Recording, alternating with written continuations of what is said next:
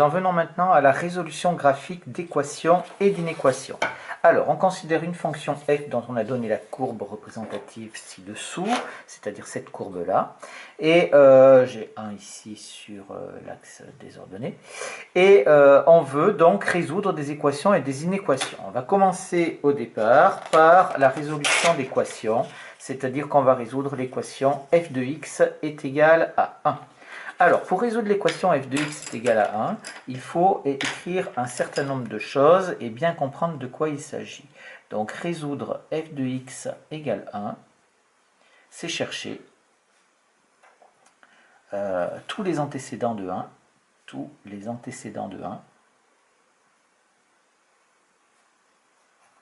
par la fonction f. Voilà, ça c'est la première chose donc à bien comprendre. Pour bien comprendre, c'est donc une recherche d'antécédents. Je rappelle que quand on travaille avec les équations, l'inconnu c'est x, donc si c'est x, d'après ce qu'on a fait, le travail qu'on a fait sur nos inséparables, les x c'est donc sur l'axe des abscisses. Donc les solutions ne peuvent se lire que sur l'axe des abscisses, il n'y a absolument aucun problème là-dedans. F de x, on a dit que x c'était l'antécédent et f de x c'était l'image puisque c'est y, on a y égale f de x. Donc y est égal à 1. Donc qu'est-ce qu'on fait? Eh bien ici, on se place sur la ligne de niveau 1.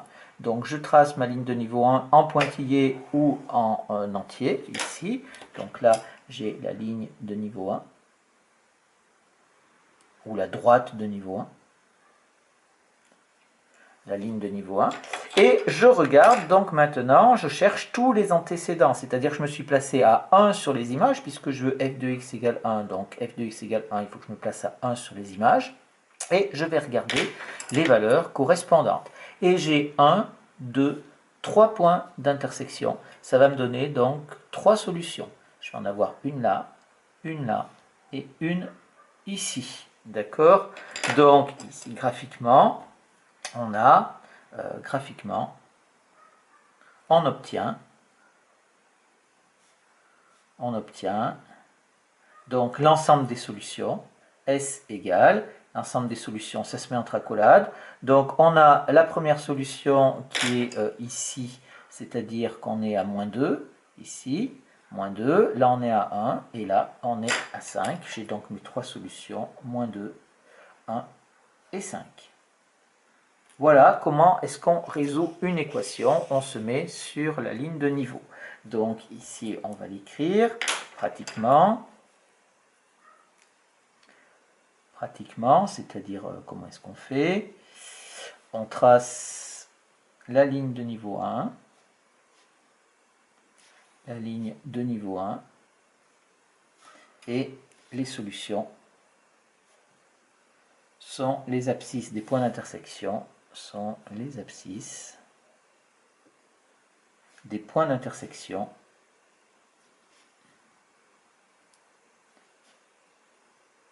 avec la courbe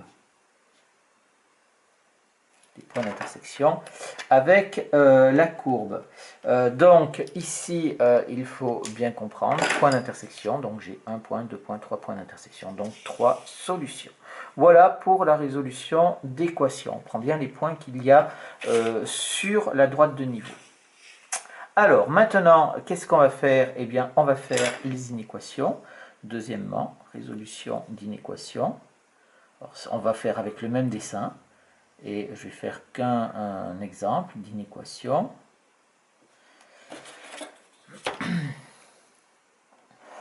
Et nous allons résoudre, par exemple, résoudre f de x est inférieur ou égal à 1. Ici. Alors, f de x est inférieur ou égal à 1. C'est pareil, on va écrire la même phrase, donc résoudre f de x est inférieur ou égal à 1, c'est chercher tous les réels x qui ont une image inférieure ou égale à 1. ou égale à 1. Ici, hein, je rappelle, f de x, c'est l'image de x, donc elle doit être plus petite que 1, ici. Donc, pratiquement, comment est-ce qu'on fait? Ben, on fait pratiquement la même chose, d'accord? Pratiquement, ben, qu'est-ce qu'on va faire? On trace la ligne de niveau aussi, on trace la ligne de niveau 1, ça ne change pas, donc elle est déjà tracée. La ligne de niveau 1 ici, donc on est là. Et bien entendu, si on prend la ligne de niveau 1, on veut prendre donc on cherche tous les x qui ont une image qui est inférieure à 1. Donc l'image elle est inférieure à 1, c'est-à-dire qu'on prend tout ce qui est en dessous, tout ce qui est en dessous de la droite de niveau 1. Pratiquement, on trace la ligne de niveau 1 et toutes les parties de la courbe qui sont en dessous, de la la ligne de niveau, qui sont en dessous de la ligne de niveau,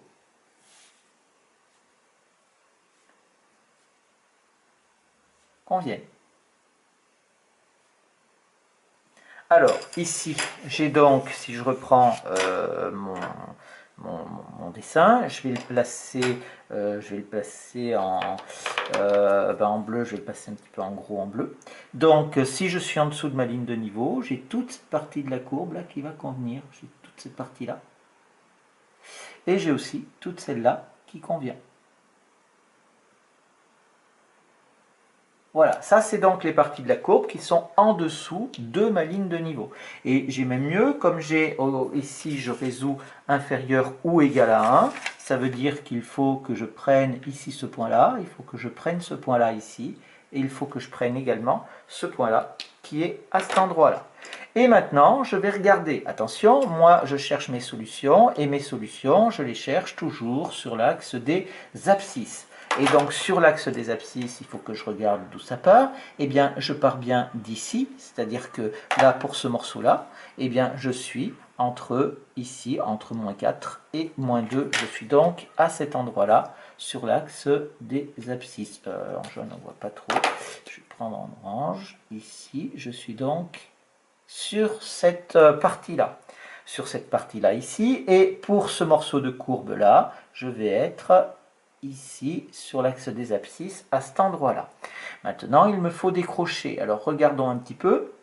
Ici je veux inférieur ou égal à 1, donc qu'est-ce que je fais? Je vais fermer mon crochet. Pourquoi? Parce que ce point il est bien en dessous, et celui-là je vais le fermer également parce que je peux le prendre parce qu'il est sur la droite, ici il est sur ma ligne de niveau, et que j'ai ici inférieur ou égal à 1. Si j'avais autre chose, ça ne marcherait pas. De la même façon, à cet endroit-là, je prends tout ce qui est en bleu et que j'ai mentionné ici. Donc là, je ferme le crochet et je le ferme également ici, puisque ce gros point bleu et ce gros point bleu, ils sont pris ici. Donc le 1 et le 5 sont pris également ici.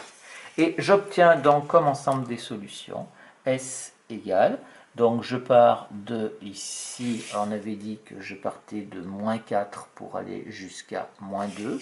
Je pars donc de -4 pour aller jusqu'à -2. Je conserve les mêmes crochets que j'ai sur mon dessin. Et après, comme j'ai un deuxième intervalle, je les réunis ici, je mets un union, et je pars donc de 1 pour aller jusqu'à 5. Donc je pars de 1 pour aller jusqu'à 5. Voilà pour résoudre cette inéquation. Je vais quand même mettre une remarque parce que c'est quand même important. Remarque. Si on avait résolu